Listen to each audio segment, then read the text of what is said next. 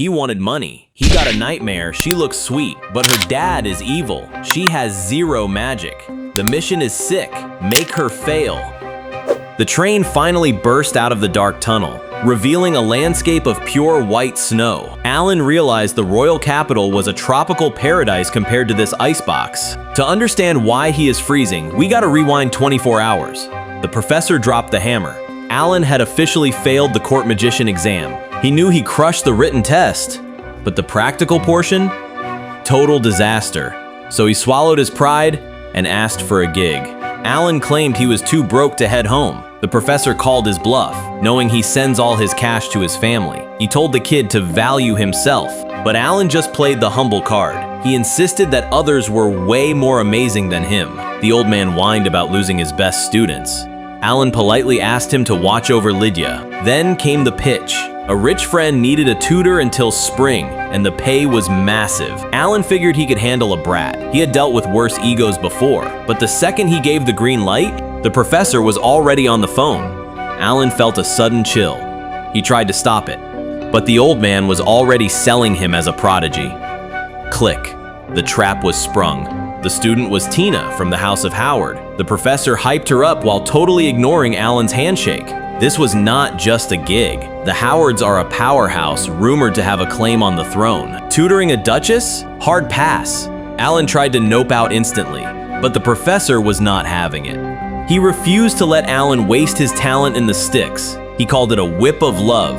Alan tried to be modest, but the professor warned him that his humility was defeated. Alan finally agreed to take the job. He asked for a small loan for the train fare. Surprise!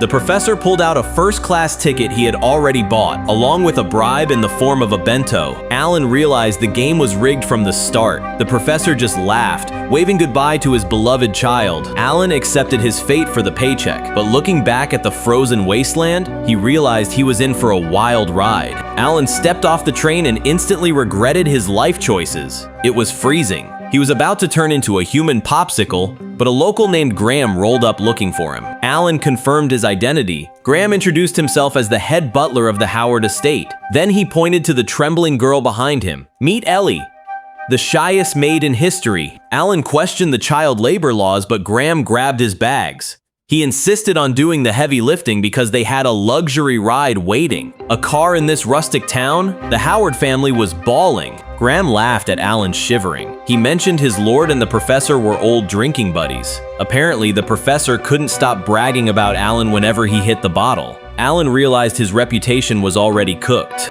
They reached the vintage whip, but Graham dropped a tactical nuke. The car was too small, so Ellie would have to sit on Alan's lap. Alan stared at the butler. This guy was actually insane. Alan tried to dodge the fan service trap, suggesting a group huddle, but Ellie hit him with the shy counterattack. She whispered that she didn't mind. Alan's brain crashed. He couldn't argue with that level of cute. She hit him with the puppy eyes, asking for permission. Alan caved instantly. He warned her his knees were bony, but she treated it like a VIP seat request. The deal was sealed. She settled in, but Alan noticed something. She was dangerously light. He engaged detective mode and analyzed every stitch. Platinum thread, high-tier fabric, but the fit was garbage. She wasn't a maid. She was a rich girl playing dress-up, shivering like a leaf in the cold. Alan decided to flex a little kindness. He asked for permission to use magic. He spun up a delicate temperature control spell, mixing elements carefully to avoid turning the car into a bomb. The warmth hit them instantly. Ellie was amazed, but Graham looked like he had seen a ghost. The rumors were true. Alan cut the silence and asked why they were hiring a tutor so close to the exams. Graham dodged the question and asked about the professor instead. Alan just shrugged, watching Ellie snuggle into the warmth. But the banter stopped as the massive Howard estate loomed ahead. It was showtime. The car slammed to a stop. Ellie tried to get out, but her legs were jelly. Alan didn't wait. He scooped her up in a bridal carry before she could faceplant. He set her down and apologized for the rough ride, but the casual vibe died instantly. He looked her dead in the eye and dropped the act. "Your Highness," she panicked and asked how long he knew. Since day one. He roasted her disguise. High-end coat, check. Baggy uniform, check. And that pure white ribbon, dead giveaway. Graham stepped in to smooth things over, apologizing for the princess's little field trip. He hustled them inside to meet the boss. They walked into the massive estate, but Alan ignored the flex to geek out over the hot water pipes and triple glazed windows. Graham just sighed and ordered Ellie to haul the luggage. She tried to hustle, but gravity had other plans. She slipped on absolutely nothing. Alan caught her mid-fall, leaving her a stuttering mess. Graham went full drill sergeant and scolded her for running indoors. Alan cut him off and handed her his jacket to give her a task. She took the mission way too seriously. Then his big brother instincts kicked in. He gave her a casual head pat, completely short-circuiting her brain. He claimed it was just a habit, but Graham wasn't buying it. He remembered the professor's warning. Alan is a natural-born lady killer. Alan denied the allegations, but the butler's face screamed guilty. The handler left him at the door, so Alan stepped into the lion's den solo. Duke Walter was waiting.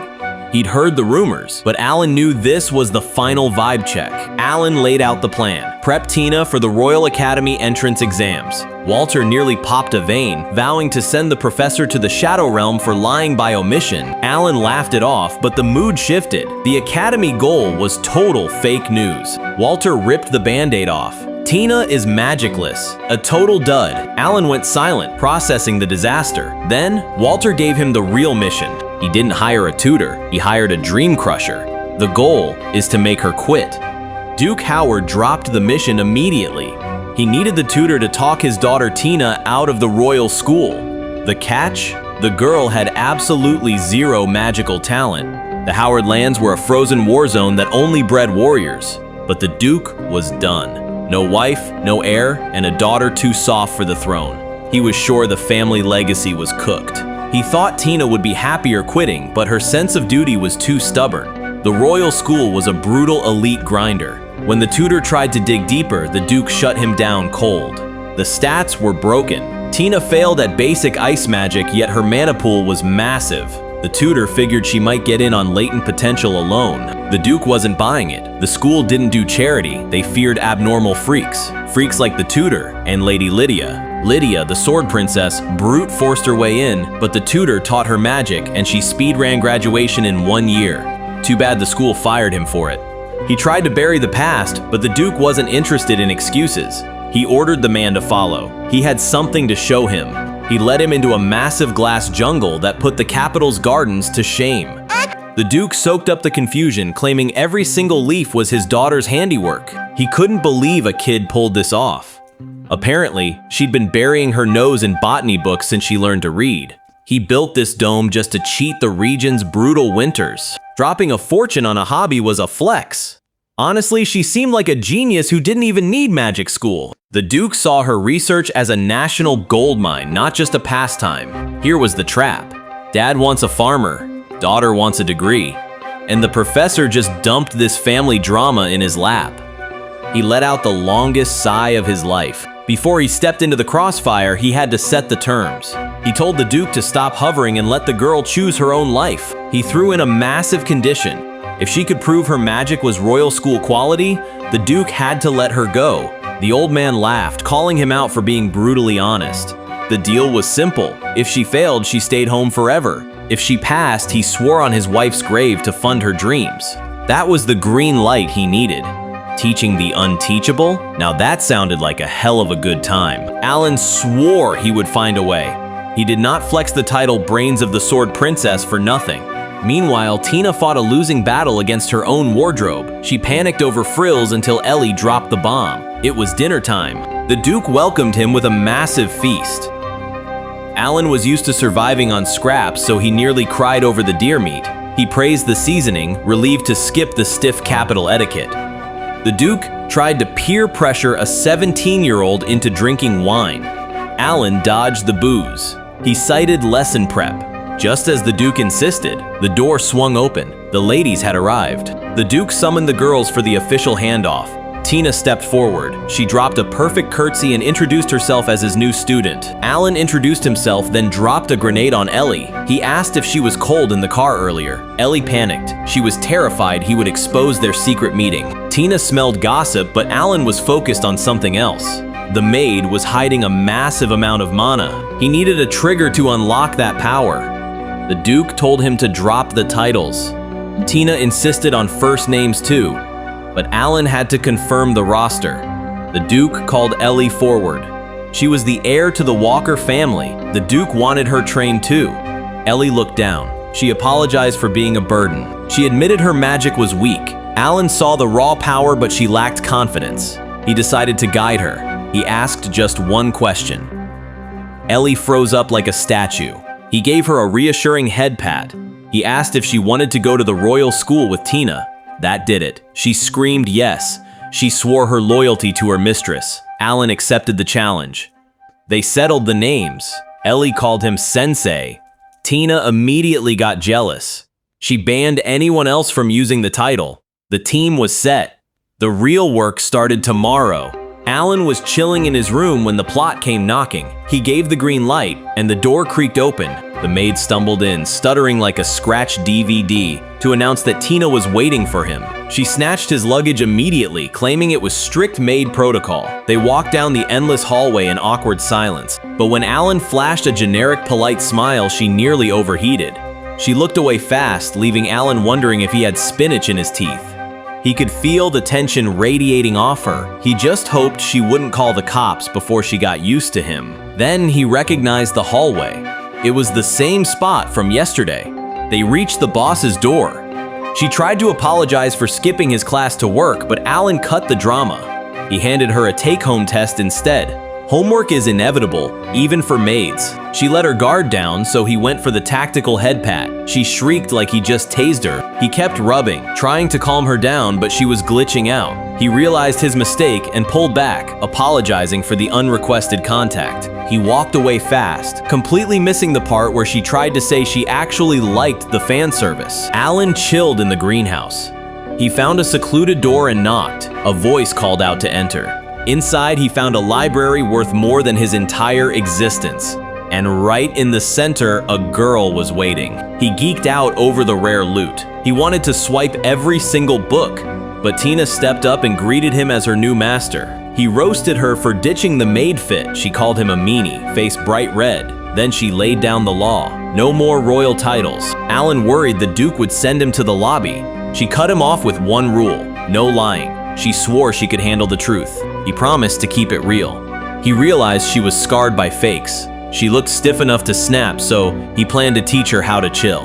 Then she nervously dropped a request. She begged for praise if she did well. He told her that was the plan. Aristocrats have huge egos, so praise is a literal cheat code. He promised to hype her up. They agreed to the 3-month grind. He offered a hand to seal the deal. They locked in the partnership. Alan zoned out, remembering his cringe past. He wondered why karma hated him. He held on way too long until she spoke up. He panicked, but she admitted she liked the culture. Time to work. He listed the subjects. She was absolutely garbage at the practicals. So he decided to min-max her training schedule. Then he pulled out his ult. The actual exam answers. Tina thought he was capping, but he revealed the school is lazy and copy-paste questions every century. She realized the headmaster was just too old to care. He watched her work, amused by her expressions. He handed her the problems. He was ready to give her a participation award, but when he saw the results, he was the one who got humbled. He scanned the paper expecting a train wreck, but the little princess wasn't just good. She was an absolute academic weapon. The headmaster threw in Ancient Elvish just to troll the students, but she read it like a manga. Girl was already university material. He face-planted onto his bed. Now it made sense why the Duke wanted to keep this genius locked away like a state secret, but that created a massive headache. The Duke had given him strict orders to crush her dreams and stop her from enrolling. Alan wasn't about that life though. He figured he'd wait to see her magic stats before deciding whether to ruin her entire future. For once, he was actually hyped to clock in. He passed out instantly, skipping his usual nightmare about flunking his own exams. Alan kicked off the morning with the ultimate vibe killer, handing back the exam results. He cut through Ellie's panic to assign her a quick fetch quest, which she nervously accepted. The second he turned away, she braced herself to check the damage. But she was sweating for no reason. That flower stamp meant a perfect score. Alan checked the scoreboard. Written test? Flawless. The girl was basically a walking wiki. Then came the nightmare fuel, the practical exam. Tina's soul left the chat. She knew her magic skills were absolute zero. Time for a vibe check on the basics. Tina recited the textbook like a good student. 7 attributes, genetics rule everything, and light and dark are the shiny rare pulls. Her family, the Howards, were famous for ice magic. Alan gave her a polite golf clap, then told her she was only 50% right. He pointed out a massive plot hole in her logic. He asked her to explain the AC spell he used earlier. Temperature control means mixing fire and water, but basic physics says those elements cancel out. Usually you'd need heavy industrial machinery to make that math work. Tina just assumed he was built different, but Alan dropped a stat reveal. His mana pool is actually trash tier. He can't spam high-level spells, so he told her to delete the talent mindset. Instead of guessing, they were going to grind every attribute until something clicked. He told her to treat magic like her botany experiments. If she casts ice, great. Fire, also great. Data is data. Tina looked like her brain just blue screened. In this world, failing to match your family's bloodline was basically a social game over. But Alan didn't care about tradition. He remembered his childhood, realizing everyone else was playing the game wrong. The world thought magic came from inside. But Alan knew the meta. You aren't creating power. You're just borrowing it. He grew up obsessed with the old legends, heroes deleting dragons and sages, erasing entire nations. He swore he would unlock that great magic for himself, but reality was a massive letdown. Magic users increased, but the god-tier spells vanished. Even the elite skills were fading out. He looked her in the eye. Don't you think that is sus? We have the tech to record everything now, yet monsters are still roaming the server. With all this military funding, the skill ceiling should be rising. Tina argued the player base was growing. Alan countered. More noobs, fewer pros. The capital's elites are weak, except for the Flamebird. She finally caught his drift. The current meta for learning magic is trash. He smiled. Give the girl a gold star. She panicked, thinking their grind was for nothing. He shook his head. Quantity is up, but the quality dropped off a cliff. Something is wrong with the world. Suddenly, she felt the debuff kick in. She ignored the lag, pledging full loyalty to his plan. He asked why she trusted a guy she just met. She froze, realizing how cringe that sounded. Tina started fangirling, dropping names like the Professor and Miss Lydia. Alan's danger sense tingled, but he played dumb. He cleared his throat to delete the awkwardness. He dropped some lore, claiming spirits lend power and humans pay mana, but Tina actually read the textbook. She cited an experiment that totally debunked him. He was so proud his hand went for the head pat on autopilot. Then he realized he was petting a literal princess and froze. He aborted the mission, rambling about magic theory to cover the glitch. But Tina looked genuinely offended he left her hanging. He asked if fire spirits could survive in the ocean. Tina said, "No way." Alan hit her with a logic trap. We don't know what spirits actually are, so we don't know the rules. Then he admitted he was just trolling her. She called him a meanie immediately. He respected the hustle, but asked a darker question. Would spirits actually help us if we just treat them like tools? Alan tried to start the workout, but Tina slammed the brakes.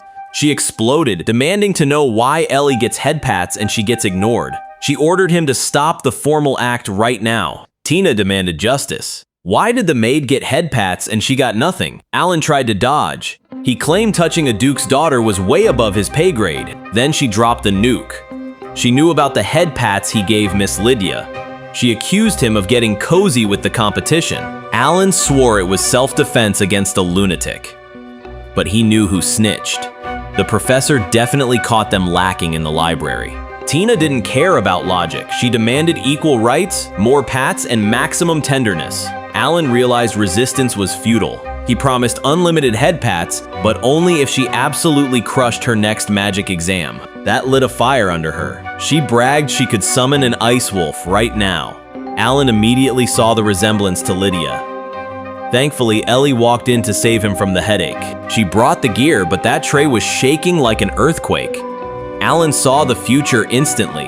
One slip and she went airborne. Candles flew everywhere, but Alan caught them all with telekinesis. He guided the burning wax safely through the air and set them down without a sound. The problem was, he also caught Ellie. She instantly rebooted, completely unable to form words. Tina saw the hug and went nuclear, demanding he release the hostage. He obeyed, but Ellie still called him a creep for the rescue. Ellie was totally starstruck by the casual levitation flex. The death glare from the sidelines cut the celebration short. Alan decided to actually do his job. The mission was simple but brutal. Light all 8 candles with 8 different elements in 3 months. Tina pouted and called him a bully for the workload. He shut that down immediately. He wasn't being mean, he just knew she was built different. That little confidence boost was all she needed to lock in. She even negotiated a bonus clause. Extra hugs upon completion. He accepted the terms. Then reality set in. The timeline was impossible. If she won, he could finally reject the Duke's shady offer. He had to ask one final thing before they committed. Did she actually want to go to the Royal Academy? That place is a toxic nightmare for anyone without top-tier magic. She didn't stutter, looked him dead in the eye, and demanded the Royal Academy. Alan played devil's advocate. She was already a genius researcher here, so why leave the comfort zone? Tina admitted she loved the quiet life, but deep down, something was missing. She got vulnerable, making him promise not to laugh at her secret reason. It was classic hero syndrome. She grew up on fairy tales and wanted to be the main character who saves the day with flashy magic. Alan didn't roast her. He just dropped a tactical head pat to show he had her back. Alan started the tutorial with a tactical head pat. Tina looked ready to call the cops. The quest was simple. Light 8 candles with 8 different elements. Ellie stepped up to the plate. She focused her mana, sweating bullets, until a tiny flame finally popped into existence. Alan immediately asked for a water combo. Ellie froze. She admitted she only had fire and wind in her loadout. No problem. Alan told her to swap to wind, and she summoned a gentle breeze. Alan hyped her up. He said dual attributes were a golden ticket to the high ranks. Ellie looked like she was about to pass out from the praise. Then, it was Tina's turn. She tried to forfeit immediately, claiming she had 0 magic skills. Alan wasn't buying it. He called out her bluff and told her to stop capping. Tina stepped up and started weaving a complex magic circle. Alan went into analysis mode. The mana flow was clean, and the formula was textbook perfection. But then the engine stalled. The spell fizzled out completely. Tina slumped over, ready to give up. Alan cut the pity party short. He confirmed she had mana, they just needed to debug the activation code. She still looked skeptical. Alan realized her previous teachers had absolutely destroyed her confidence. Her syntax was actually flawless. He decided to prove it with a live demonstration. A basic tutorial would be too boring. He wanted to show them something with real production value. The girls leaned in to watch the master at work. He unleashed a massive glowing floral construct. Not bad for a guy the world labeled incompetent. Our boy Alan is down bad, writing a desperate letter to Lydia. Since she is ghosting him, he sends it straight to her house. The bad news? He flunked the Royal Magician exam, but he swears the judges were biased because his written score was perfect. Okay, real talk? He admits he choked during the interview. He feels terrible for letting his teacher down. Now he is broke and stranded at Duke Howard's manor, grinding as a tutor just to afford a train ticket home. But hey, the perks aren't bad. Meet Tina the noble daughter and Ellie the maid. Absolute culture. Alan hands the shame letter to the butler, officially signing off as a failure. He adds a quick PS begging her not to hit him with a flaming bird spell next time. Valid concern. The training gets way too hands-on. Ellie starts panicking like she's in a horror movie. Alan holds her steady until she quits shaking. She finally locks onto the mana flow. It feels warm and surprisingly easy. Alan drops the praise, and she absolutely melts. Then a loud cough ruins the vibe. Tina storms in and accuses them of flirting during class. Alan asks if Ellie actually hates the contact. She admits she wants even more head pats. Tina enters the depression zone immediately. Alan introduces Anko, the professor's familiar. Touching this cat is the cheat code for learning darkness magic. He tells them to get to work. Ellie steps up first. She focuses everything she has on the candle. It gives 0 reaction. Alan tells her to recharge her mana with the cat. He calls Tina to the stage.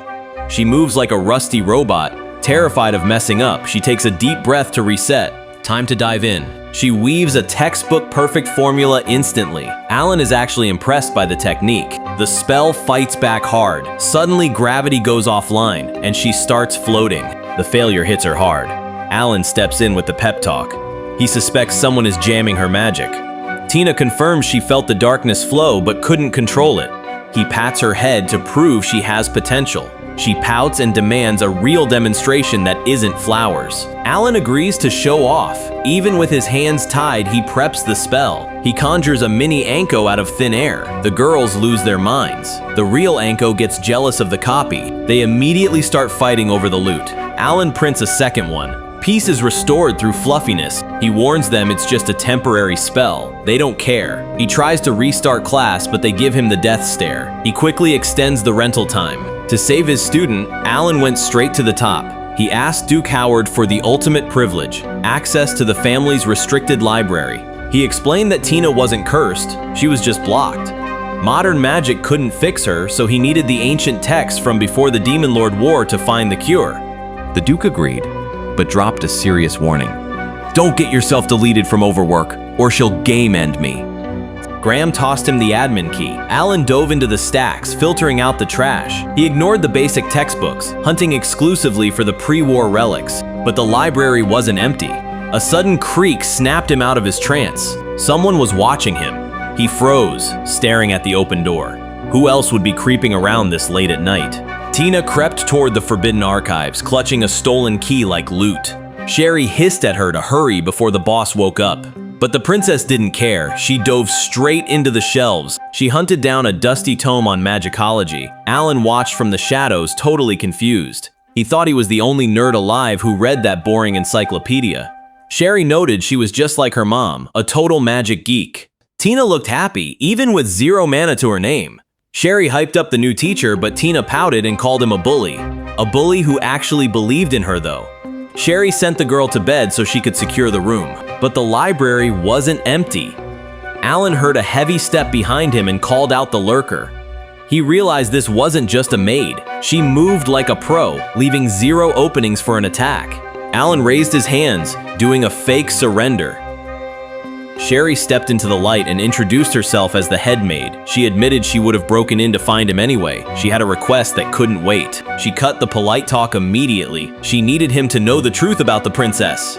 Tina was a botany genius who basically carried the house, but every previous tutor had trashed her for lacking magic. The rejection left Tina sobbing into her pillow every night. The staff watched her suffer and wished she would just quit, but the girl refused to break. Then Alan showed up. For the first time in forever, that smile was real. Sherry begged him with tears in her eyes. He was the last hope she had. Alan didn't flinch. He promised that Tina would absolutely master magic. But Alan had one condition. Sherry went feral and swore to delete him if he touched the princess. He panicked and shouted that it was about Ellie. Sherry softened, admitting the girl was her only kin. Alan nodded. That was exactly the problem. Alan laid down the law. He could handle the magic training, but Ellie's confidence issues needed family love, not a teacher. He ordered the grandparents to step up and show her she was valued. Sherry realized only they could fill that void. She bowed and accepted the mission. Alan walked out, grumbling about the professor setting him up.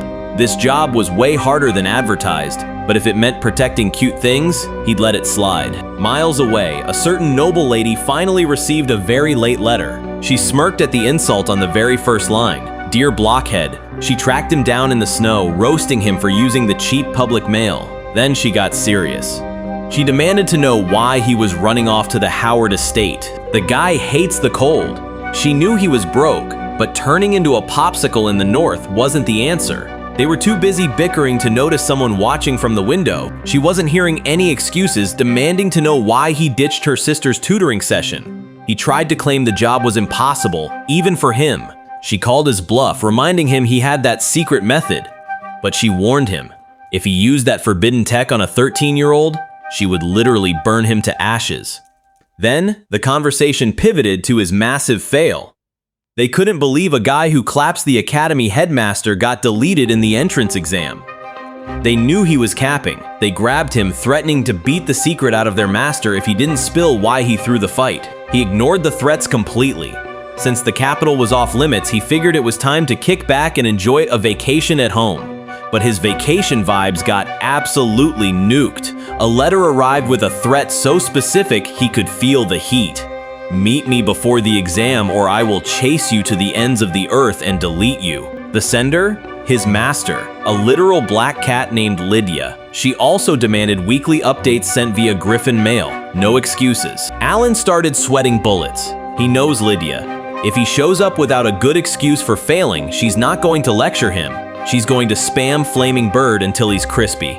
The girls saw his panic and jumped to conclusions.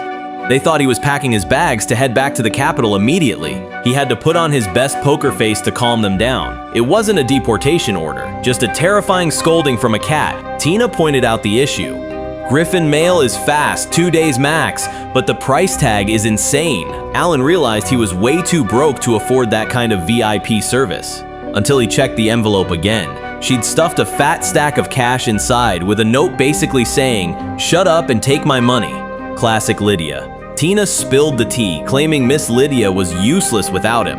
Ellie ate it up, convinced their teacher was basically a god. Alan ignored the hype. He knew Lydia's personality was actual trash. He cut the distractions and got them back to the grind.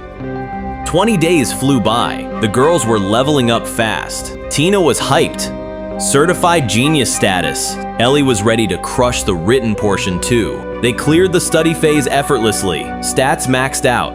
Time for the real challenge, the practical test.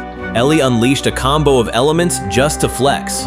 Fire, earth, and wind. She had the basics on lock, but the darkness attribute was still a nightmare to control. Alan told her to chill. Her confidence was finally skyrocketing. Then Alan noticed a glitch in the matrix. Her magic formula fizzled out before launch. She strained against the backlash, ready to pass out. Strange particles drifted off her like glitter. Alan leaned in. That wasn't darkness magic. She was accidentally leaking lethal ice shards. Alan's stuck in the library archives, but he keeps finding useless junk, like this hangover cure. He's already spammed that spell 1,000 times on Lydia ever since she discovered the joy of day drinking. But he's not here for party tricks. Tina is flunking her practical test prep hard. Standard textbook spells? Failed. Mixing attributes? Failed. Nothing in these stacks is giving him the answer. Ellie is technically leveling up, but there's a glitch in the system. Something is jamming the magic output, and he knows for a fact it's not a hex. The clock is ticking.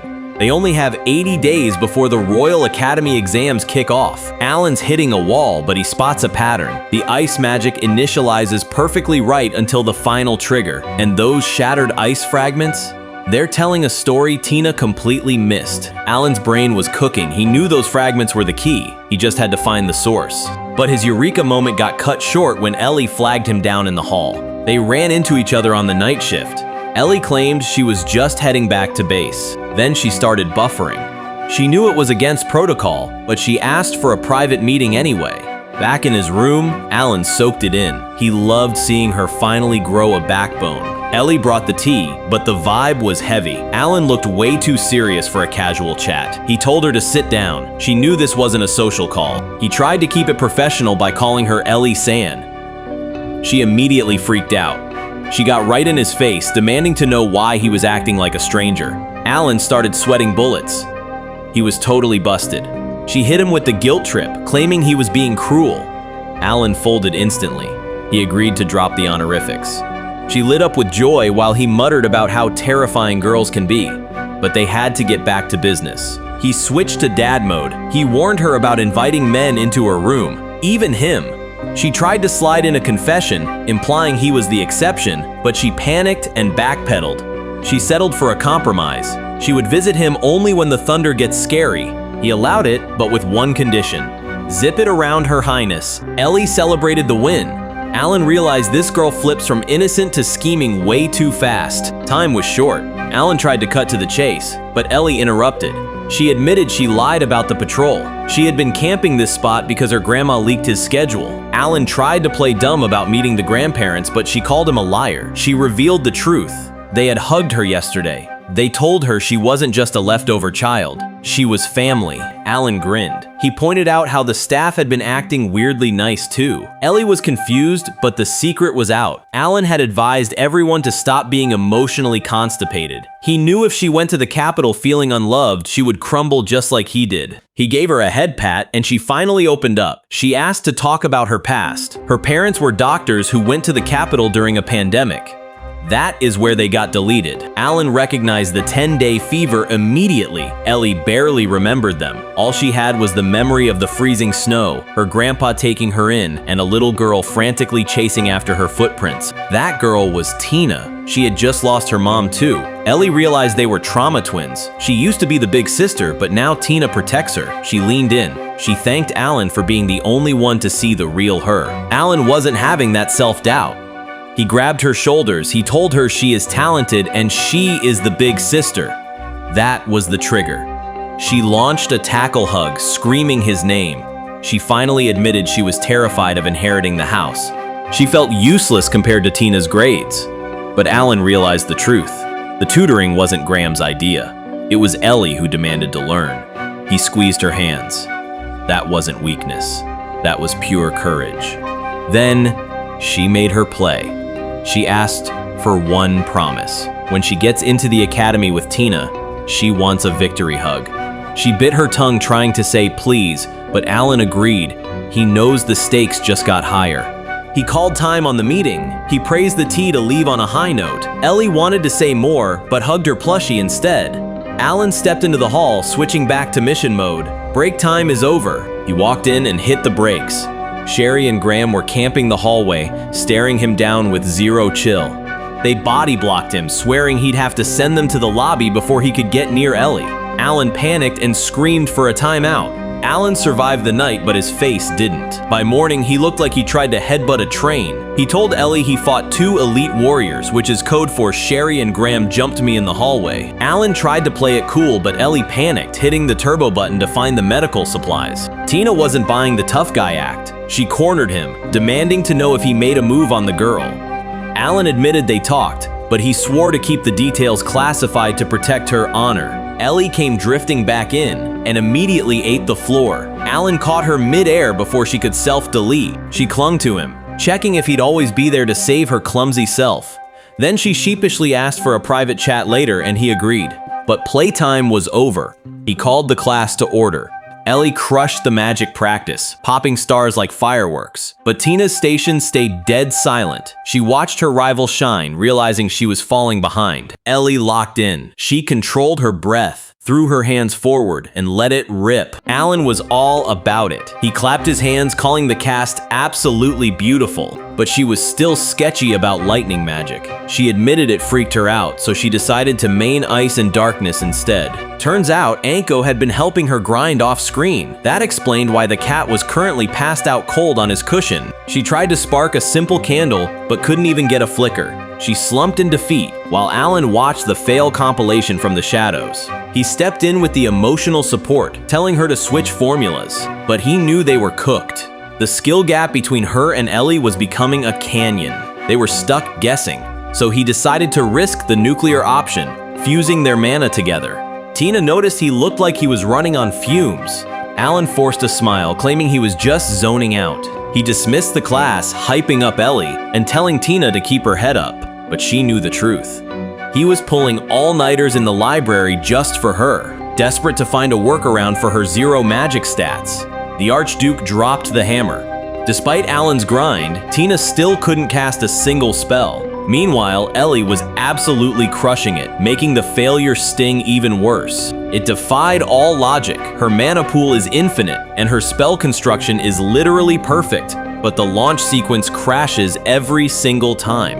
Alan's new patch buffed Ellie, but Tina was still glitching out, and with the exam in 2 months, they were out of time. Alan stood his ground. He swore she would unlock her power, but he couldn't promise it would happen before the deadline. Howard asked him to end her suffering and make her quit.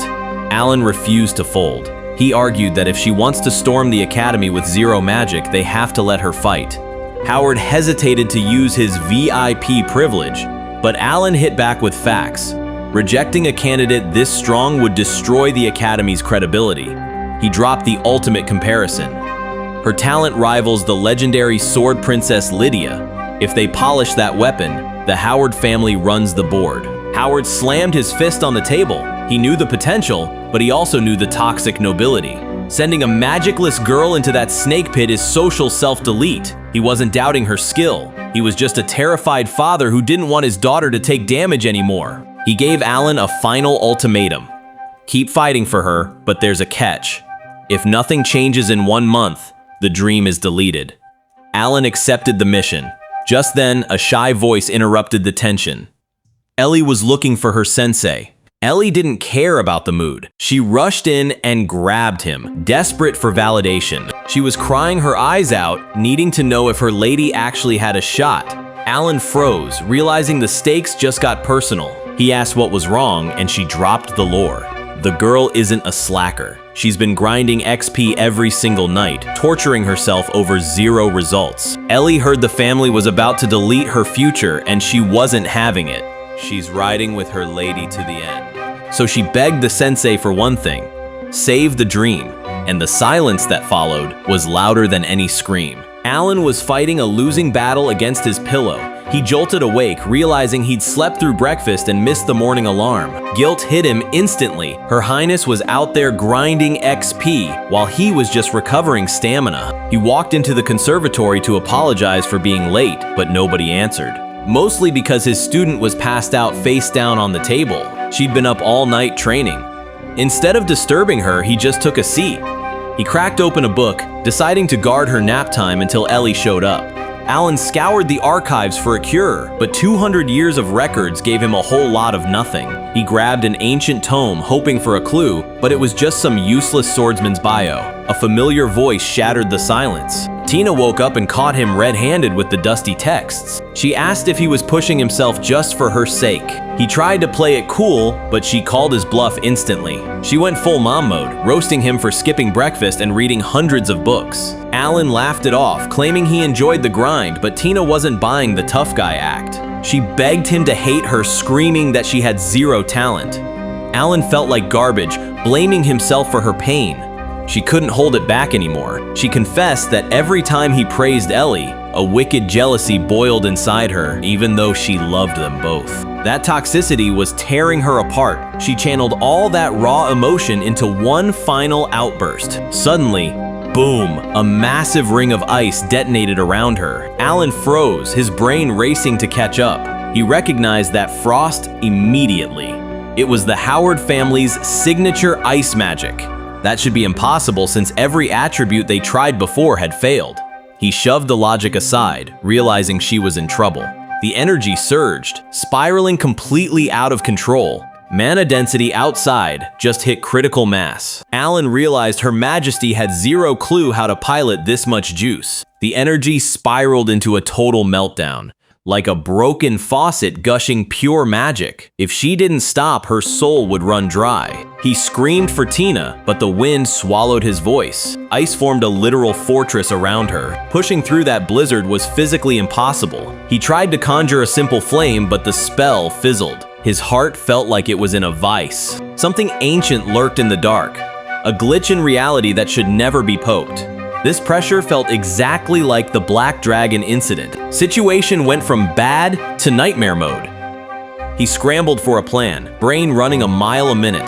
The girls stumbled onto the scene, totally clueless. Alan roared at them to stay back before they got deleted. He ordered Graham to seal the greenhouse with a military-grade barrier before it ate the mansion. The butler nodded and grabbed the princess. Alan planted his feet. He locked in and focused his mana. Fire was dead, light and earth were lagging, only wind and water answered, but they were trembling. Using darkness magic here would backfire and fry his own circuits. Then, he felt it. An apex predator, an entity that dominated water, lightning, and darkness, forcing the rest of the world to bow down. The blizzard was absolutely wrecking his defenses, freezing his circuits. He had no choice but to reboot his risky forbidden technique and screamed for Tina. He pushed through the whiteout, found Tina glitching out, her mana about to self-delete her. The signal was getting worse, so he offered to hotwire her soul and stabilize the surge. She didn't even blink. She gave him full access before he could even finish the warning. Handing over your mana is basically handing over your life. She barely knew him, yet she trusted him with the admin keys. He swore to figure out why later and initiated the link. The connection snapped into place, but the pressure was massive, threatening to fry his brain. He had to end this fast before his head actually exploded. He dove deeper into her psyche and saw the toxicity drowning her. Fear, despair, pure rage. Then he pinged a different signal. A second entity was hiding in the code, offering him a power-up. He didn't ask questions. He grabbed the energy and channeled it into a copycat fire spell, unleashing the pseudo-flaming bird to torch a path straight to her heart. The flames parted and he found her. She screamed his name the second she saw him. They sprinted across the ice, reaching out and crashing into a desperate hug. Alan exhaled, just glad she was in one piece, but she was shaking like a leaf against his chest. She was terrified, so he just held on tight. But naturally, the moment was ruined.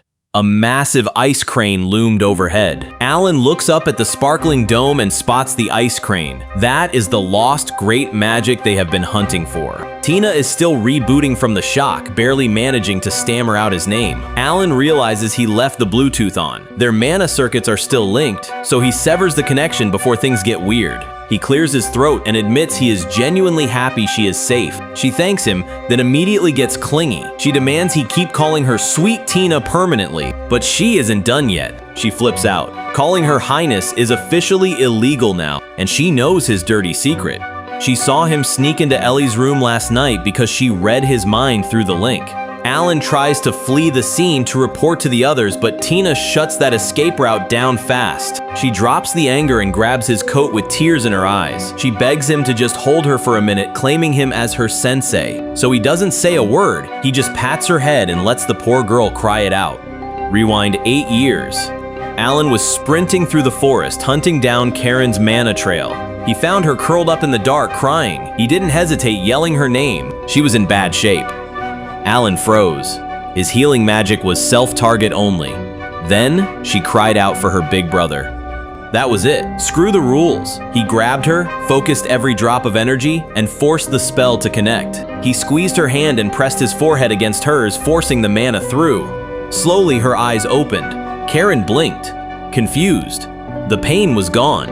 Alan had unlocked a new skill, linking his mana to others to break his own limits. This ability is so broken, it's not even in the patch notes. No books in the capital mention it, but after a few test runs, he cracked the code. It's a direct server link. He hacks their mana, they set the data cap, and oops, every thought and emotion gets leaked in 4K. Reconnecting is instant, but it drains his stamina bar faster than a sprint. Definitely not a spammable move. His roster is still small. Only 3 connections so far. But every cheat code has a bug, a nasty side effect. Time to stress test it. He ordered Tina to dump her entire mana pool into an ice spell. She closed her eyes, channeling every drop of power she had. Even when the cat decided to gank the maid, Tina didn't flinch. Zero distraction. Maybe she focused too hard. Tina launched herself into the stratosphere like a human missile. Alan barely had time to scream before his test subject went orbital. The magic bloomed instantly, but he realized the glitch. His control circuit was hardwired to hers. If he didn't throttle the output manually, she'd crash. The room looks like a glitched server. The freeze is so intense it actually paused the falling glass in midair. Alan shivers. He realizes this isn't just magic, it is a terrifying amount of raw power. He casts a cold-proof barrier, but the chill punches right through it. He has to double stack the spell just to keep his ketchup liquid. This is advanced tier stuff. If she can output this much power, she is not just passing the entrance exam, she is owning the whole university. He hates that effort alone can't fix her trauma, but his brooding gets interrupted by a high-speed tackle hug. Tina breaks down completely. The adrenaline crashes and the tears start flowing. Alan just stands there, stunned by the sudden contact. He softens up and returns the embrace. He tells her she did great. She really is amazing, and he makes sure she hears it. Suddenly, Ellie bursts in like a heat-seeking missile. She grabs her mistress in a bone-crushing bear hug. Tina goes from emotional to physically pained in 2 seconds flat. Tina actually has to comfort the maid, teasing her for being a crybaby. It is a total role reversal. Alan watches the reunion with a rare, genuine smile. The crisis is officially over. Alan runs the post-game stats. That was a level 1 spell, but the damage was absurd. Something inside her is juicing the numbers. He recalls a creepy voice hunting for a key. He has no clue what it means, but at least the magic block is deleted. Since they mixed mana pools, she's permanently downloaded his control circuit. Software update complete. He decides to let them vibe for a second, just enjoying the peace. He remembers protocol. He leans in and jump scares the soul out of her body. He warns her to keep the mana swapping strictly between them. No snitches allowed. Tina hears our little secret and her brain melts. Ellie realizes she's the third wheel in riots, but Tina hits her with the access denied. Alan orders a tactical cleanup before Graham walks in to nag them. But staring at the blast mark, he realizes her aim is terrifying. Just another mystery for the pile. Alan pushed the girl drama to the back of his skull. It was time to harass his old teacher. The guy voted 6th most likely to lose a bet back at the academy. He skipped the pleasantries. Since the professor had pull with the army, Alan demanded a shipment of cold-proof barrier scrolls. The weather out here was absolute trash. He warned that without them, he would turn into a frozen lawn ornament. He added a PS to keep his secrets from Lydia and accused the man of stealing his cat.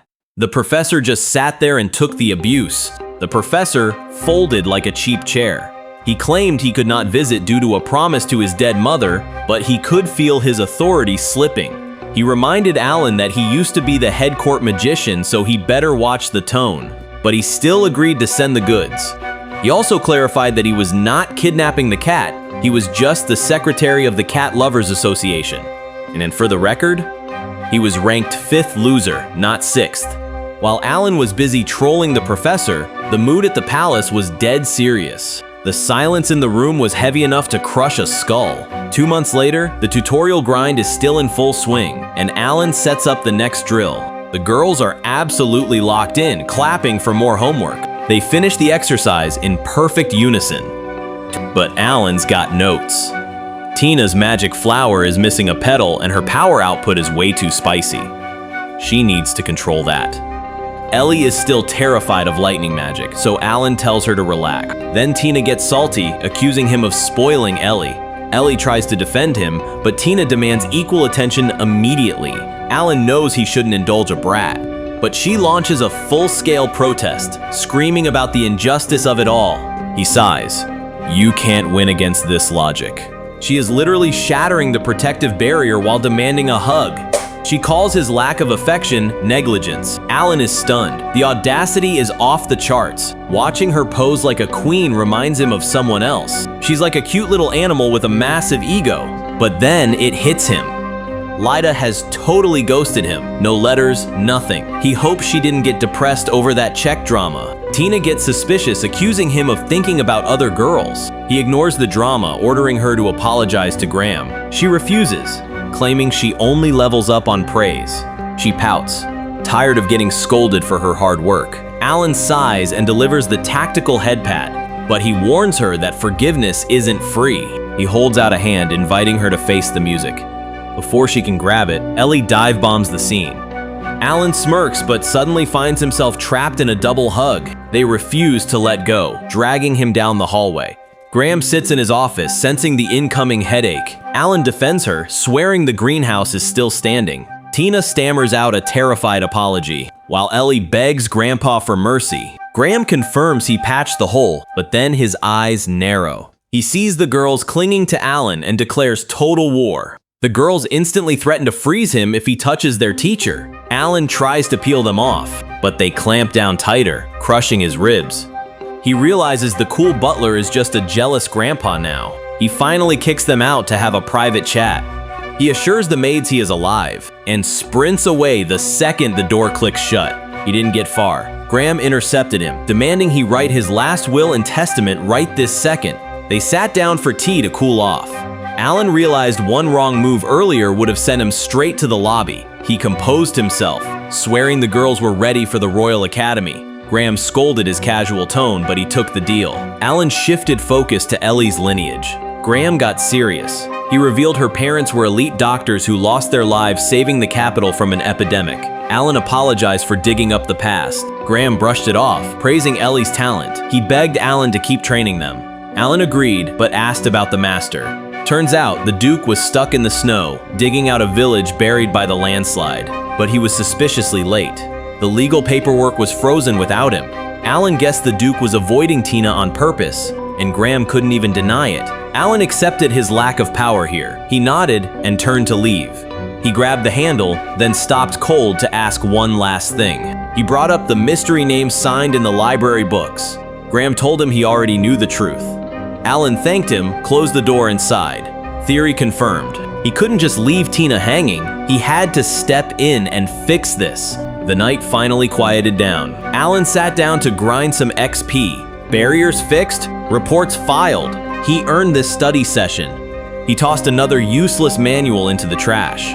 Tina had her magic back, but the case wasn't closed. He suspected the ice crime was behind it. Problem was, he had 0 receipts. So, he kept digging. That ghost whispered about a key. Since Alan is a total NPC, the target had to be Tina. He grabbed the next volume and froze. This bad boy was locked down with a heavy-duty seal. It was leaking enough mana to fuel a tank, and the Howards just left it on the table like a coffee mug.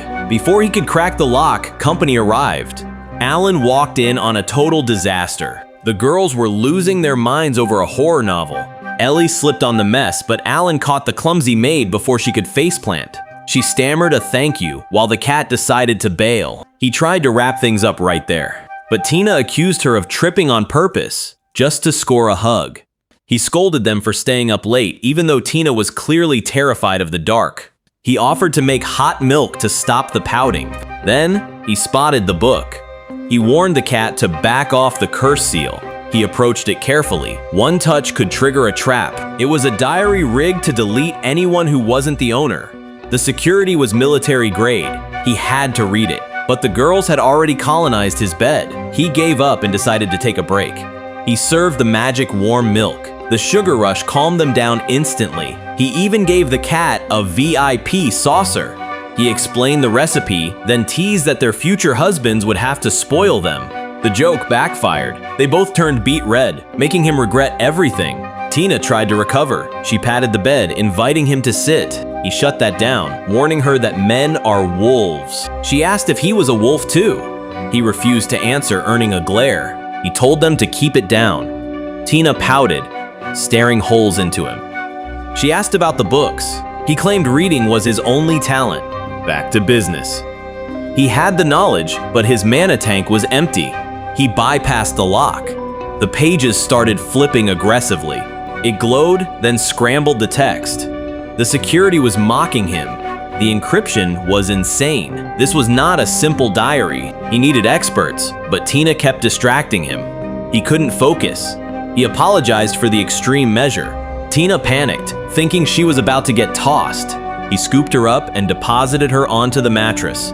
He ordered her to sleep so he could finally concentrate. He told Ellie to join her. She dove into the blankets before he finished asking. They looked too peaceful.